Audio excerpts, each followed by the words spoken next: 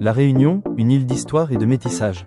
Au cœur de l'océan Indien, isolée entre l'Afrique et l'Asie, une île volcanique se dresse fièrement. Une île dont l'histoire est tissée de feu, d'exil et de métissage. Tout commence dans les profondeurs de l'océan. Le magma jaillit, créant peu à peu une terre nouvelle. Le piton des neiges naît, sculpté par le feu et le vent.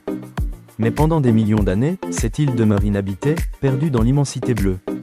Les premiers hommes à croiser son rivage sont des navigateurs arabes. Ils la nomment Dina Morgabin, l'île de l'Ouest. Mais ce sont les Portugais, au XVIe siècle, qui la baptisent Santa Apollonia. Pourtant, l'île reste inhabitée, sauvage, mystérieuse. En 1642, sous le règne de Louis XIII, la France prend possession de cette île. Elle sera d'abord appelée Bourbon, en hommage à la dynastie royale. Les premiers colons, envoyés par la Compagnie des Indes en 1665, s'installent. Mais la prospérité de la colonie repose sur une sombre réalité. L'esclavage. Venus d'Afrique, de Madagascar et des Indes, des milliers d'hommes et de femmes sont arrachés à leurs terres. Peu à peu, les cultures et les langues se mêlent, tissant l'identité unique de la Réunion.